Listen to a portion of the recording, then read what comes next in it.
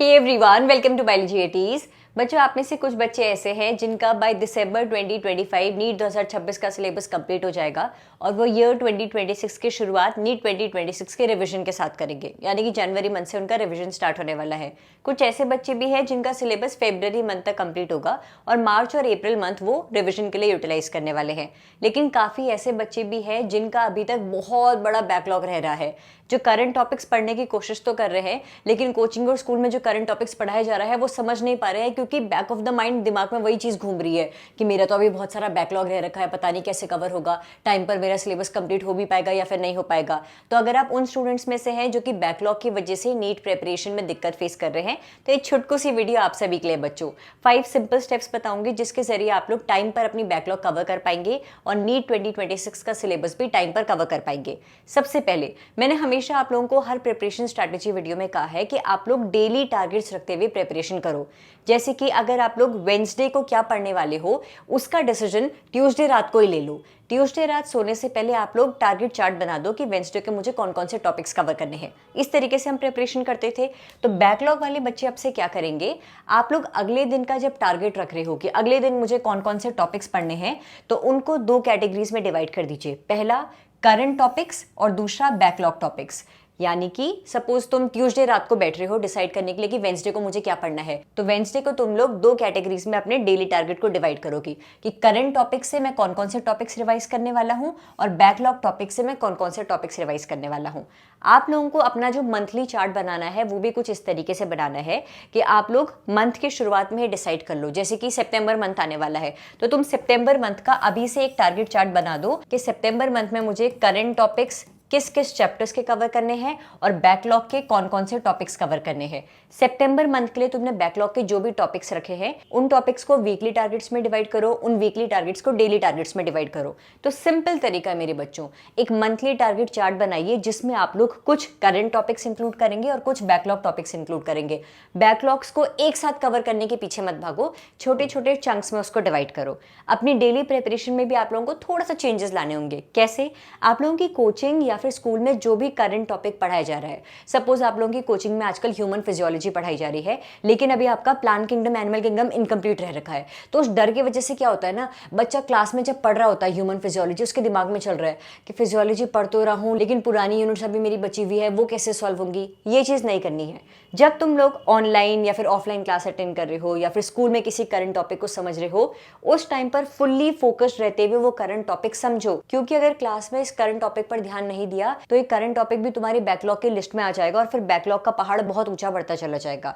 तो जब तुम्हें करंट टॉपिक क्लास में, स्कूल में या फिर कोचिंग में पढ़ाया जा रहा है, उस टाइम पर उस करंट टॉपिक को ध्यान में रखते हुए बहुत अच्छे से उस टॉपिक को समझो। घर आकर उस पर्टिकुलर टॉपिक को डेली रिवाइज करो। डेली कोचिंग में या फिर स्कूल में जो पढ़ाया जाता है डेली उसको मुश्किल से 30-35 मिनट्स में तुम्हारा टॉपिक रिवाइज हो जाएगा डेली का, उसको रिवाइज करो। उस पर्टिकुलर टॉपिक से रिलेटेड अगर तुम्हें डीपीपी मिली है तो उस टॉपिक से रिलेटेड क्वेश्चंस प्रैक्टिस करो। और लास्ट में तुम्हारा बैकलॉग का जो उस पर्टिकुलर डे का टारगेट था, उस बैकलॉग के टॉपिक्स को भी तुम लोग पढ़ोगे। तो तुम लोगों को क्या करना है बच्चों, हर दिन स्कूल और कोचिंग में डेली जो कुछ भी पढ़ाया जा रहा है उस करंट टॉपिक को भी फोकस के साथ पढ़ना है, उस टॉपिक को डेली रिवाइज करना है, उससे रिलेटेड क्वेश्चंस प्रैक्टिस करने हैं ताकि करंट टॉपिक बैकलॉग की लिस्ट में ना आए। और बैकलॉग के लिए भी डेली कुछ ना कुछ टाइम इन्वेस्ट जरूर करना है। अगर आप लोग कंप्लीट ड्रॉपर स्टूडेंट हो और बिना कोचिंग के प्रिपरेशन कर रहे हो तो मिनिमम 8 घंटे की सेल्फ स्टडी तुम सब बच्चे आई होप कर रहे होंगे। इस 8 घंटे में से 6 घंटे तुम लोग करंट टॉपिक्स के लिए रखो और 2 घंटे तुम लोग बैकलॉग टॉपिक के लिए रखो। अगर तुम ड्रॉपर स्टूडेंट हो, कोचिंग के साथ तैयारी कर रहे हो, 3-4 घंटे तुम्हारी कोचिंग भी चलती होगी। अगर मिनिमम 4 आवर्स का तुम्हारा सेल्फ स्टडी का रूटीन है, 3 hours for current topic and 1 hour for backlog. अगर पार्शियल ड्रॉपर स्टूडेंट्स हो, सिर्फ 3 घंटे तुम्हें मिल पा रहे हैं दिन भर में नीट के प्रिपरेशन के लिए, 2 hours for current topics, 1 hour for backlog. अगर तुम लोग क्लास 12 के साथ नीट 2026 की तैयारी कर रहे हो और तुम्हें लगता है दी 1 से 1.5 घंटा ही मिल पाता है मुझे सेल्फ स्टडी करने के लिए, तो उसमें तुम लोग ये डिसाइड कर लो कि ऑल्टरनेट डे में बैकलॉग टॉपिक्स कवर करूंगा। जैसे कि मंडे को अगर मैं करंट टॉपिक पढ़ रहा हूं तो ट्यूसडे को मैं सपोज 1.5 घंटा अगर मुझे मिल रहा है तो 40 minutes for backlog topics, 40 minutes for current topic करूंगा। फिर वेडनेसडे को मैं करंट टॉपिक पढ़ूंगा, थर्सडे को मैं 40 बैकलॉग 40 करंट। तो एवरी ऑल्टरनेट डे आपका बैकलॉग प्लस करंट टॉपिक जाएगा। जैसे मंडे मंडे वेंसडे आपका सिर्फ करंट टॉपिक है, थर्सडे फ्राइडे तुम्हारा बैकलॉग प्लस करंट टॉपिक है, सैटरडे तुम्हारा सिर्फ करंट टॉपिक है, संडे तुम्हारा बैकलॉग प्लस करंट टॉपिक है। इस तरीके से तुम लोगों को प्रिपरेशन करनी है बच्चों। बैकलॉग को लास्ट के लिए मत रखो कि पहले करंट टॉपिक सारे पढ़ लेता हूँ फिर बैकलॉग्स कवर करूंगा, ऐसे मत करो। करंट टॉपिक तुम्हें कोचिंग में जो पढ़ाया जा रहा है उसको भी ध्यान से पढ़ते रहो। हाँ, वो थोड़ा बहुत एक्सेप्शन वाली बात आ जाती है कि सपोज करंट टॉपिक कोई ऐसा पढ़ाया जा रहा है जो कि तुम्हारे बैकलॉग के टॉपिक से इंटर रिलेटेड है, तो उस चीज में मैं सजेस्ट करूंगी कि तुम पहले बैकलॉग का टॉपिक कवर कर लो ताकि करंट तुम्हें समझ आए। लेकिन हमारे नीट के सिलेबस में बहुत कम ऐसे चैप्टर्स हैं जो कि इंटरलिंक्ड है। अगर तुम्हें बैकलॉग वाला टॉपिक नहीं भी आता है तुम फ्रेश टॉपिक पढ़ सकते हो।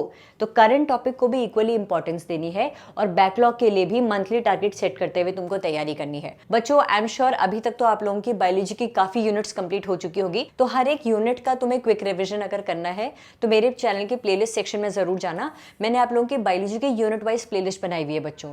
तो इस यूनिट में जितने भी चैप्टर्स होंगे, सपोज मैं कह रही हूँ अगर biology in human welfare unit मैंने बनाई हुई है, तो बायोलॉजी इन ह्यूमन वेलफेयर में जितने भी चैप्टर्स हैं हर एक चैप्टर के हर एक टॉपिक की क्विक रिविजन वीडियो मैंने बताई हुई है। तो मेरी यूनिट वाइज प्लेलिस्ट के जरिए आप लोग हर एक यूनिट के हर एक चैप्टर के हर एक टॉपिक का क्विक रिविजन कर सकते हैं। जेनेटिक्स एंड एवोल्यूशन अगर डिफिकल्ट लग रही है तो इसकी डिटेल एक्सप्लेनेटरी वीडियो की प्लेलिस्ट अपलोडेड है। जेनेटिक्स एंड एवोल्यूशन के हर एक topic, DNA replication, transcription, translation, lack of error, DNA fingerprinting, हर एक टॉपिक को डिटेल में समझने के लिए मेरी ये प्लेलिस्ट जरूर चेक करिएगा।